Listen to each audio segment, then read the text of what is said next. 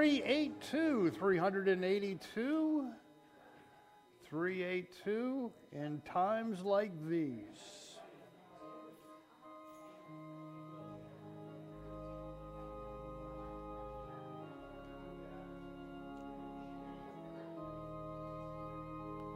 Three, 8, 2. Let us stand together. In times like these, you need a Savior. In times like these, you need an anchor. Be very sure, be very sure. Your anchor holds and grips the solid rock. This rock is Jesus. Yes, he's the one. This rock is Jesus, the only one. Be very sure, be very sure. Your anchor holds and grips the solid rock. In times like these, you need the Bible. In times like these, oh, be not idle. Be very sure, be very sure. Your anchor holds and grips the solid rock. This rock is Jesus. Yes, he's the one. This rock is Jesus, the only one. Be very sure, be very sure. Your anchor holds and grips the solid rock. In times like these, I have a Savior. In times like these, I have an anchor. I'm very sure, I'm very sure. My anchor holds and grips a solid rock. This rock is Jesus. Yes, he's the one. This rock is Jesus, the only one. Be very sure, be very sure. Your anchor holds and grips the solid rock. Amen. You may be seated.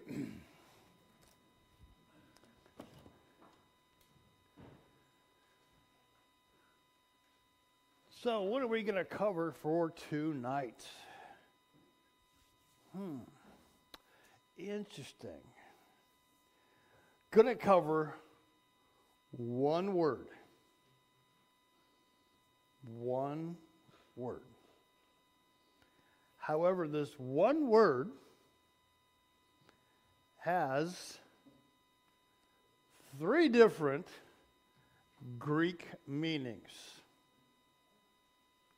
Same word, same English word, 3 Greek words. Now, I won't get into all the Hebrew, but we will look at one of the Hebrew words that relates to this one.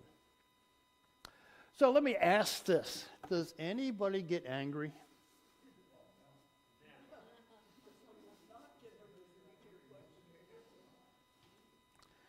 So we're going to talk about anger tonight. Nobody has gotten angry at all this week. It's only Wednesday? I think there were angry people on Monday, but I won't mention any names.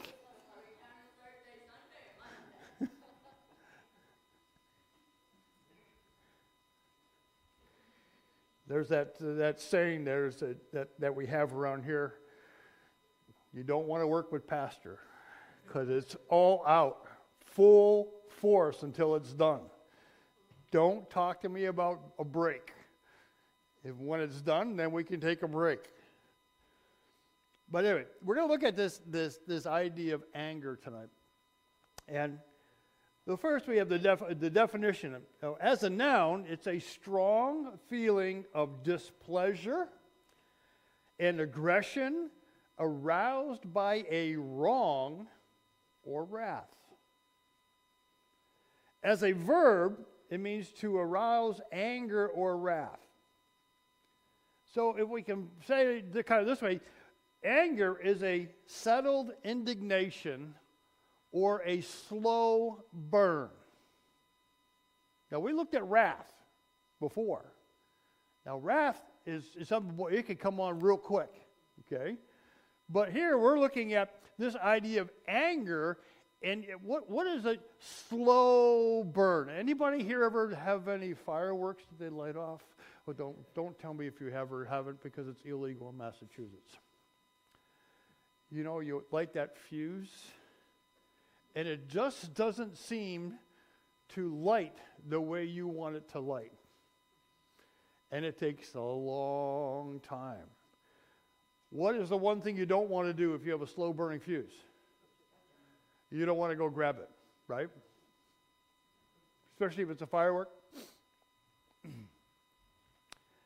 Well, there are three, like I said, three Greek words for wrath or anger, okay? The first one is perogrismos, which means to provoke to wrath. And that word is only used once in our Bible, okay? Ephesians chapter 6 and verse number 4. Oh, this is the one that young people always like to use. Ye fathers, provoke not your children to wrath, but bring them up in the nurture and the admonition of the Lord. So that word wrath, again, is that type of anger, okay?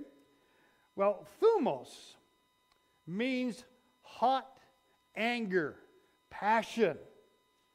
Describes the kind of anger that explodes and leaves destruction in its wake. Thumos. Luke chapter 4, verse 28.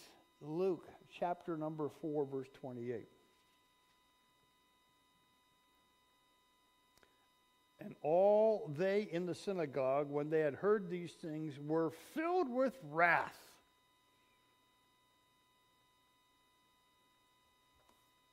Acts chapter 9, verse 28.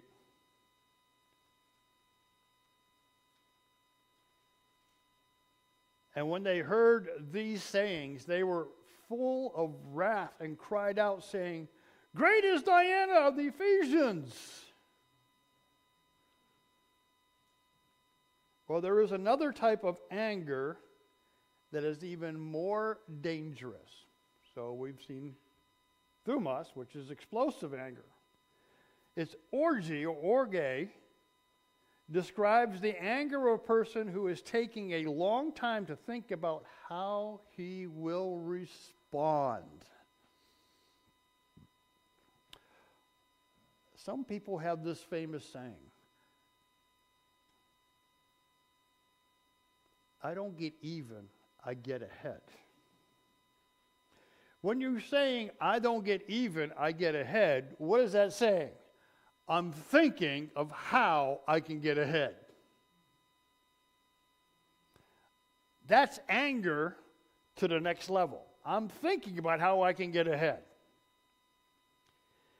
Vines defines it this way. Originally, any natural impulse or desire or disposition came to signify anger as the strongest in all passions.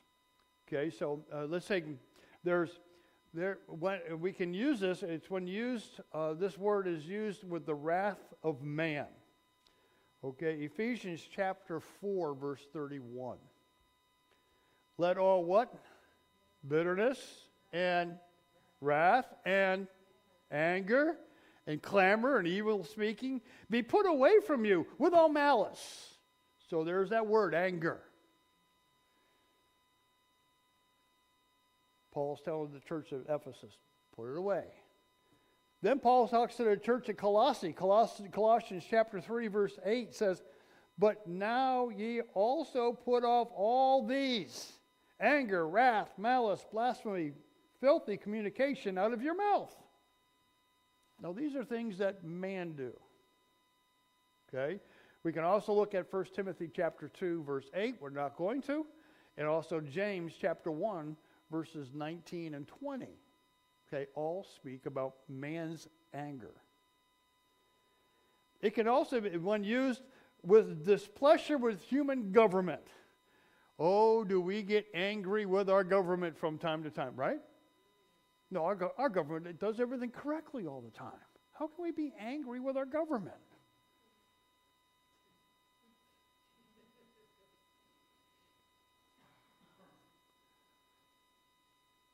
Well, we're just going to spend more money. That's okay. We'll build a few more schools, a few more fire stations.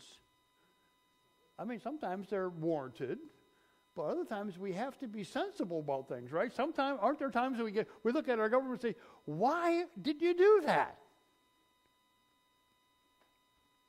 Well, we see that in Romans chapter 13, verses 4 and 5.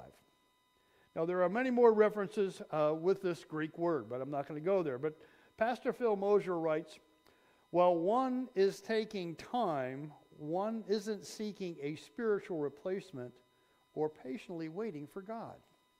See, when you're angry, you're not taking time because your mind is already thinking, how do I get back?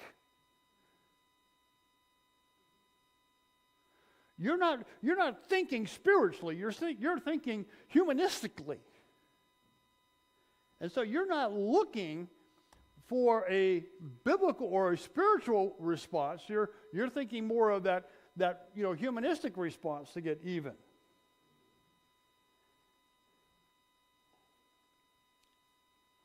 Instead, one is hunkering down in their hurt, their judgment, and their indignation. Bible commentator William Barclay refers to orgy as a long-lived anger. A long-lived anger. And the anger of man who nourishes his wrath to keep it warm. It is the anger over which a person broods and which he will not allow it to die. Now, this never happens to people, does it? How about when a husband and a wife have a tiff with each other? And the one says to the other, I forgive you. 3 weeks later, another tiff comes up, and they bring up the things that I said, I forgive you. No, you didn't forgive them, and you're letting your anger build. True? True? Because if you say you forgive somebody, you're letting it go, you're throwing it behind you, it's done, it's over with. But when you're remembering it, it's because you haven't really forgiven it. And that is like anger. You're letting it stew. You're letting it brew. You're letting it brew. And it's going to get hotter and hotter and hotter. This is an anger of a person who has become completely convinced that they have the right to be angry. Has anybody ever here felt that you were right in your anger? When we dwell upon how we believe we were wrong, we develop a sense of entitlement. Oh, do you see that nowadays, don't we?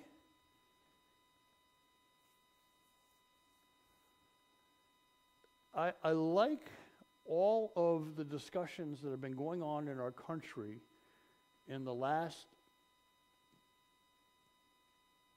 several years, last decade, where we got to give reparations to the slaves. Well, number one, there isn't a single slave that's still alive. Number two, who is responsible for giving the reparations? Because who originally took those people into slavery?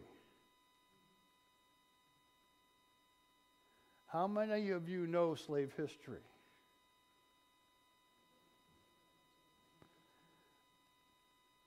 So, who got the slaves originally? Huh? Their own people. So why should those who did not go and get the people be the ones responsible for paying for the people? Because if you go, and I've got, there's all the slave history of West Africa, and again, a lot of the slaves that came out of West Africa, many of those that came out of Ghana, they either landed in southern United States or they landed in the Caribbean. And it was one tribe in the country that went up and got the other, would capture the other tribes and bring them down to the slave castles, which were run by 3 different other nations. Okay, and I know I've said this before. It was originally done by the Portuguese, and it went to the Dutch, and then went to the Brits. So if we're going to go for reparations, maybe we should go to the Portuguese, the Dutch, and the Brits before we go to the United States. Because they were the ones that originally did all the capturing of slaves or transporting the slaves. But it's actually their own people that went and got their own people. But what we have today is now they want all these reparations.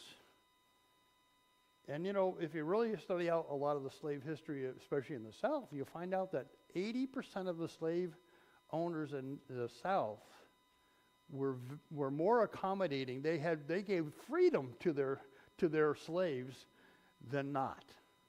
80% of them. There were a few of them that were mean and cruel. But the bulk of them were really, they didn't want to leave. They were given their freedom and said, no, we like what our master is doing, and we're going to keep working for him. But that's something that we see today is they always want this entitlement. Well, I'm entitled to this. There's no such thing as entitlement. But this is what? And then people get angry when they don't get their entitlement. This kind of an entitlement that the prophet Jonah had as he sat on the hillside outside of Nineveh. You remember that?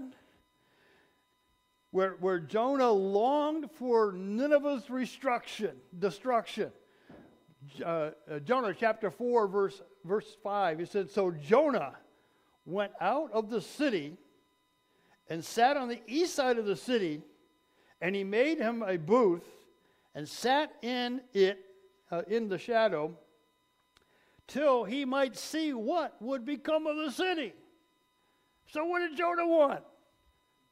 I want to see the destruction of that city. So he got outside because God said, what, preacher?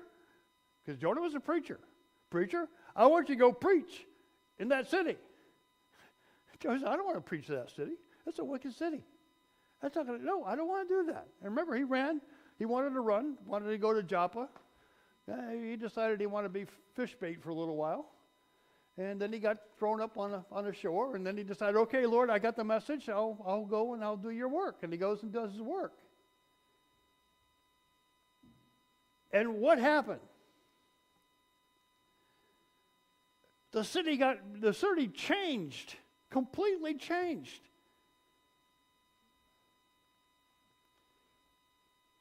Now, in the end, God asked Jonah this question.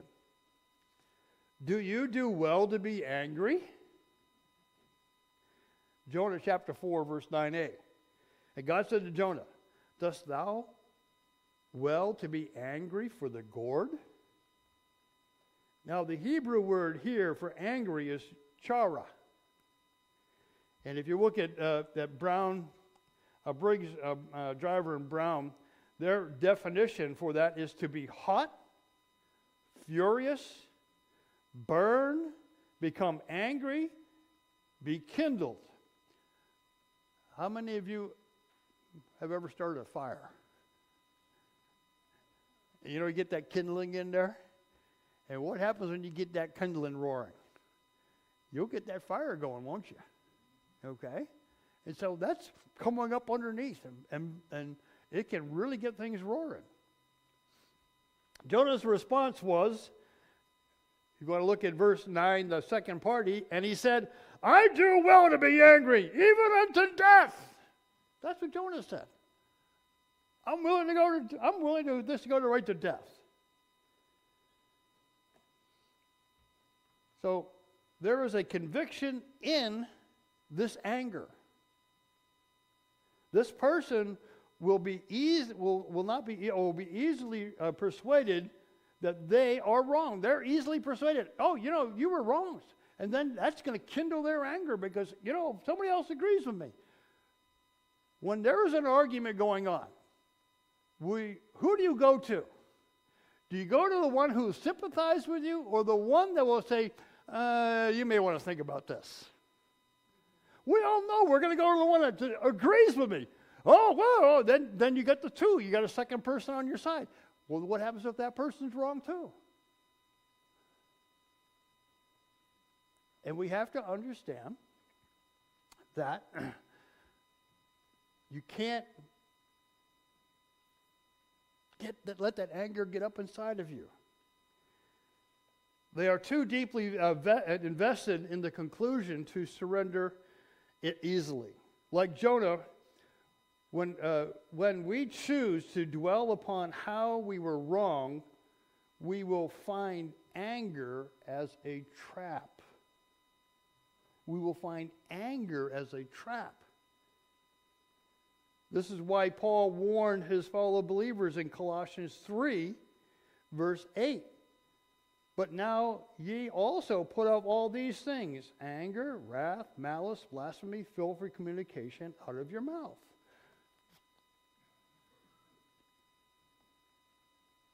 Because when you get angry, you're hot, right? And when you're hot, what is your mind doing? Is it thinking about cooling off, or is it steeped up here like a tea kettle, whistling? You're not thinking rationally when you get angry. Let's face it. We got to be honest. You are not thinking rationally.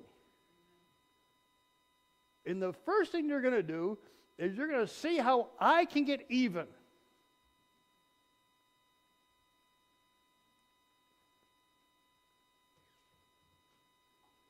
Remember, it's a trap. It's a trap. James offers the same the same information when he says in James chapter 1 verse 19 and 20. It says, "Therefore, my beloved brethren, let every man be what? Swift to hear, slow to speak, and slow to wrath. For the wrath of man worketh not the righteousness of God." So, let's do a little biology lesson. Some biology. How many legs do you have? 2. Okay. How many hands do you have? How many arms do you have? How many eyes do you have? Oh, no, I got 4. How many ears do you have? How many mouths do you have? Oh, why is that? Well, there should be saying, you got 2 ears, so you should listen first before you speak. Now, I know that 2 weeks ago I did a for Set Free, I did something on unity and talking about developing relationships, and I will eventually bring that here. But, you know, one of the things is we need to listen before we speak. We need to find out, make some clarifying questions before we speak. Sometimes what happens is we hear something and we're automatically jumping at a conclusion rather than say, wait a minute, let me ask, did you mean this, or what were you trying to say? Because communication is very difficult. And what one person is trying to say and what another person is interpreting could be exactly the complete opposite. And so we have to be saying, okay, wait a minute, before I start getting really angry, because, well, what did you mean by what you just said? Did I hear you just say, and you restate what you heard that person say? Because what happens sometimes is we may not hear exactly the way the person intended it.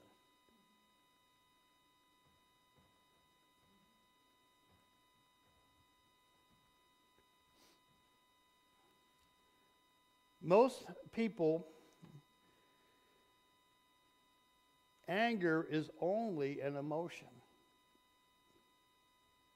So they strive to control it only at the emotional level. Popular culture describes love in much the same way as a more emotional than volitional. Consider these titles from Billboard.com that list as the top 50 love songs of all time. All right, so what do you think the number one song was? How many of you watched Top Gun? How many of you watched Top Gun? You lost that love and feeling. Whoa, that love and feeling. Okay, that was the Righteous Brothers. Back in 1965, most of us were around, well, not all of us, but most of us were around back in 1965. And then Can't Help Falling in Love by UB40, 1993. And We Found Love. That was in 2011.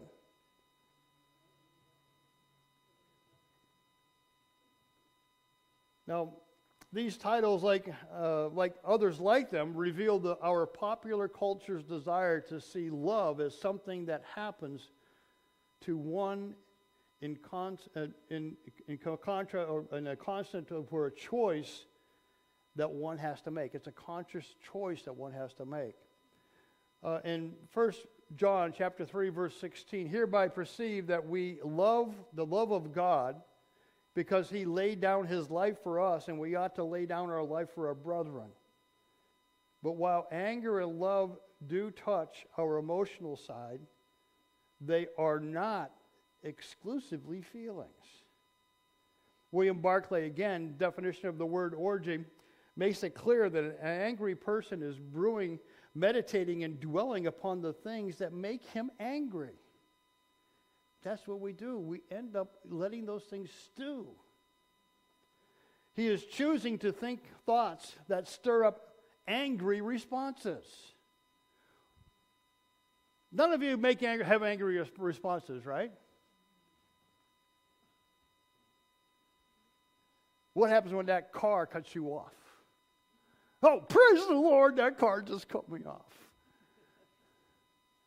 No, you say, how can I get even with this guy? I'm going to outrun him, and I'm going to brake check him.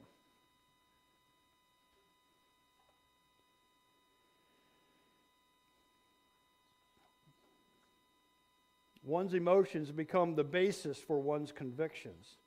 As one broods and dwells upon their hurt, one is fueling their emotions. And as one fuels the emotions, they seem to burn what? They wax hotter and hotter and hotter.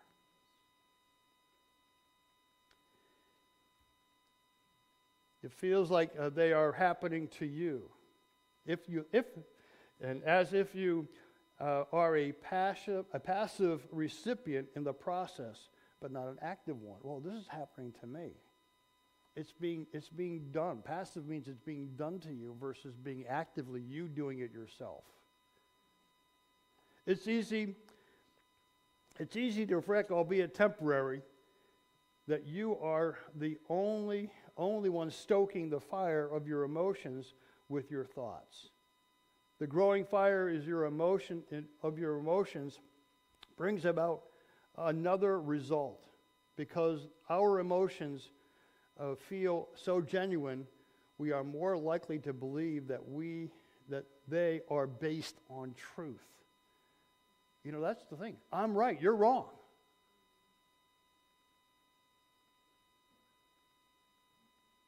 Anybody have that discussion where you felt you were right and the other person was wrong? Gary Paula, it's king size, by the way, not queen size. I'm wrong.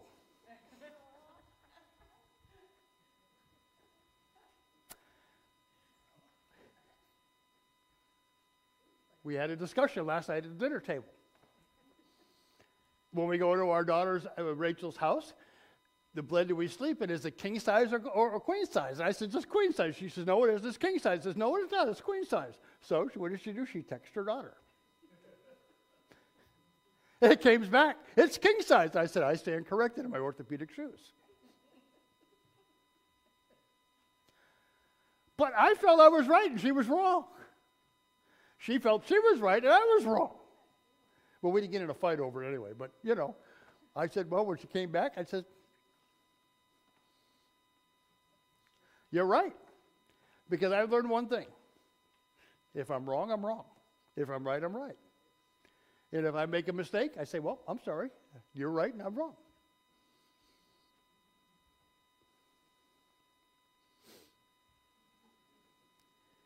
In reality, they are only based upon our thoughts. And in our arrogance, we presume that our thoughts are based on truth. This is why Jonah expressed such conviction that he had a right to be angry even when he didn't. Jonah has dwelt upon what he perceived to be wrong so long that he was convicted or convinced it was true. Ironically, Jonah has experienced firsthand the mercy of God and affirmed the truth about God's character. Jonah chapter 3, verse 2, and arise and go to Nineveh, this great city, and preach unto it the preaching that I bid thee. You know, we looked at chapter 4 because he went to the city, right? And he preached. And there was a great conversion in the city of Nineveh. But you see, Jonah didn't want to see the conversion. He wanted to see that city to get the wrath of God.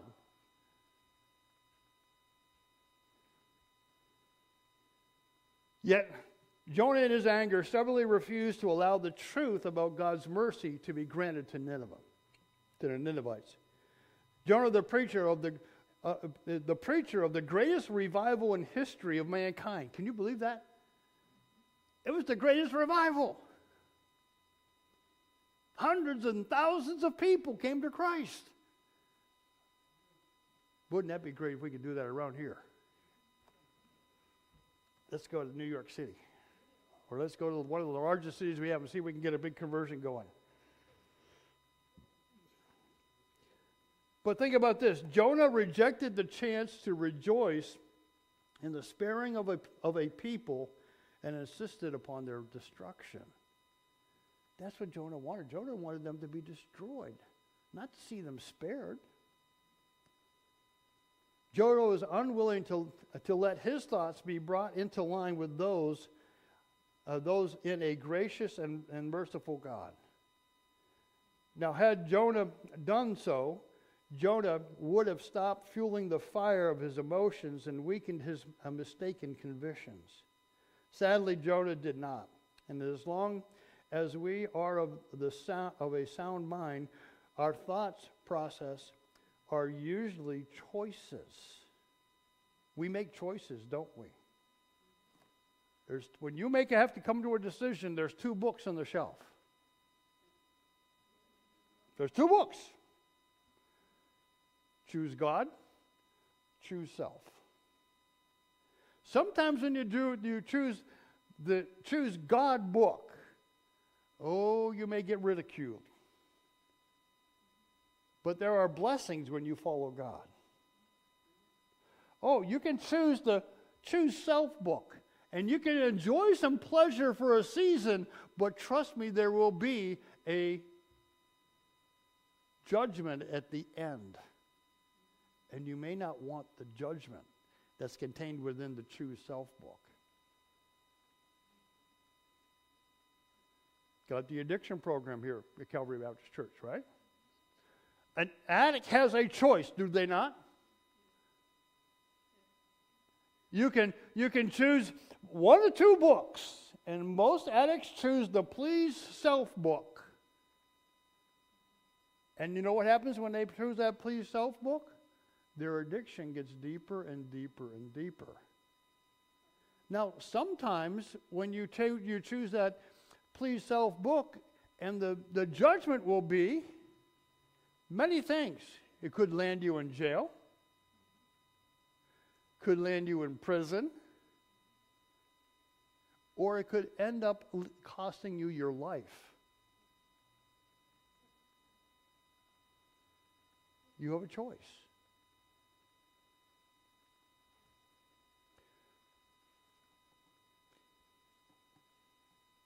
Even if they don't feel that way.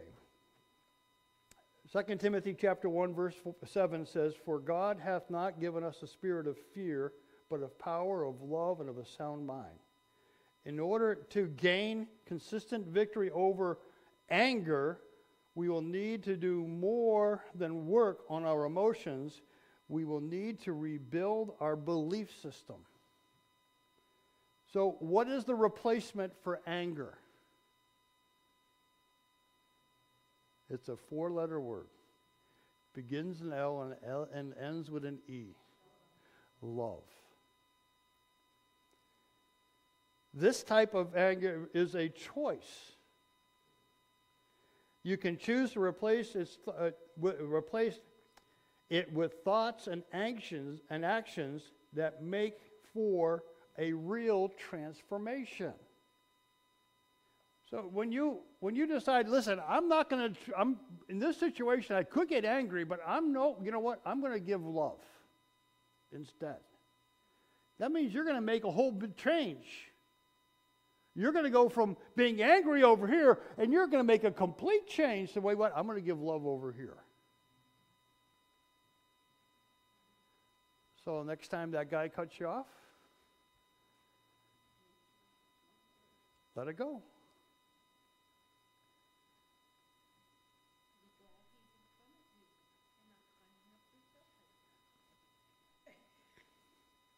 Just let it go, right?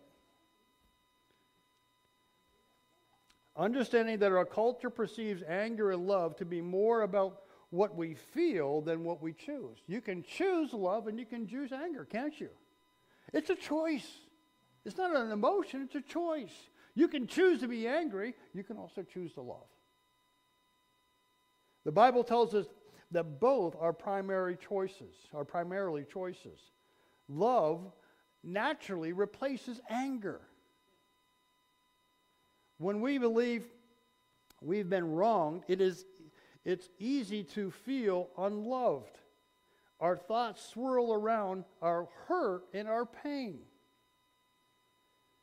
But what we need to remember is the most memorized verse in the Bible, which is John 3:16.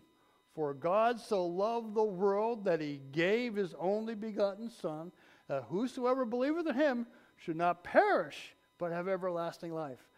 Have not mankind been in the face of God? Does not God have the right to punish all of mankind? Yet he sent the most precious thing he could in his Son Jesus Christ to die for man's sin. That's love. Dwelling upon God's love is a powerful replacement to dwelling upon your anger and indignant thoughts. Of the life of Christ, love testifies of this. Jesus was, think about this, he was abandoned by his closest friend in his hour of need. Matthew chapter 26, verse 31. Then said Jesus unto them, all ye shall be offended because of me this night. For it is written, I will smite the shepherd, and the sheep of the flock shall be scattered abroad. Jesus was betrayed by one of his most trusted friends, who Jesus had invested 3 years of training. Mark chapter 14, verse 45, and as soon as he was come, he goeth straightway to him and saith, Master, Master, and kissed him. Who was that? Judas. Judas was with him for 3 years, trained by Jesus Christ himself. Jesus was rejected by religious leaders for their own personal gain. John chapter 18, verse 14. Now Caiaphas was he which gave counsel to the Jews that it was expedient that one man should die for the people. Jesus was turned over by the cries, or turned upon by the cries that hailed him as king, to saying, crucify him. Remember, we oftentimes during Passion Week, we talk about Palm Sunday. What happens on Palm Sunday? They were saying, hail to Jesus, right? They were praising him up. And by Friday or Thursday that week, where was he? He was in a court. He was in a court, being condemned.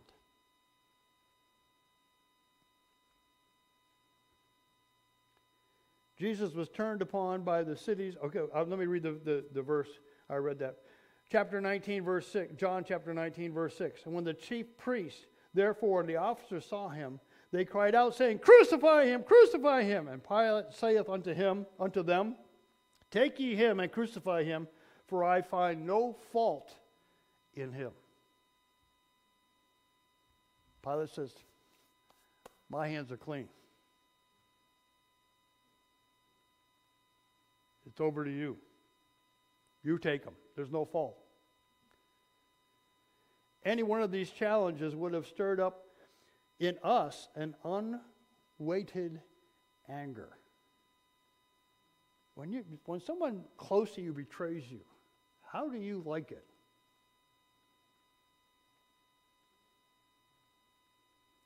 Yet, can we notice how Jesus directed his thoughts? All we need to do is look at John chapter 17. What did Jesus do in John 17? That's the great high priestly prayer of Christ. He was praying for us, not himself, but us.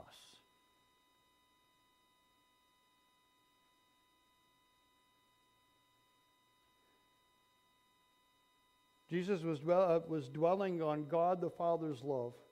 Jesus was able to respond graciously to the most violent reactions. Jesus Christ, who had created and sustained all things, did not take upon himself the mantle of entitlement. No, Jesus Christ chose rather to be a servant. Can I ask one question? How about us? How about us? Are we willing to be a servant?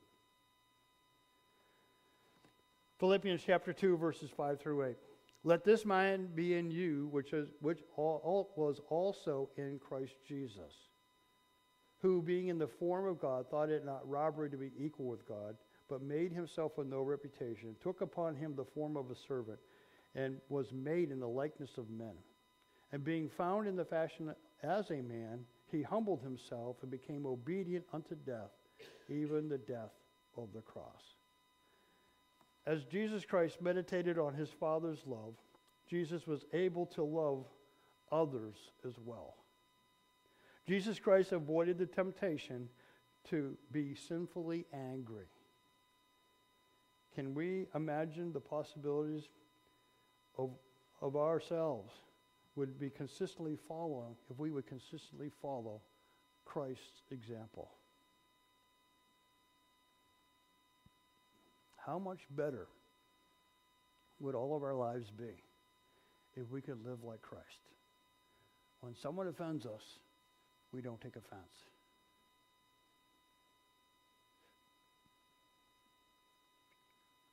Anger.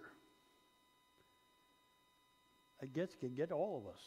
And the anger that we looked at tonight was that slow burning anger, that anger that's just there. And you know, I'm going to get them someday. I'm going to get them.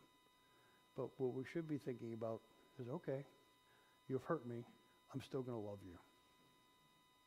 Going to love you. Well, I trust this has been beneficial to everybody as we, again, we'll look at another word next week. Thinking about the same line on anger, what we do. So let's take our prayer sheets.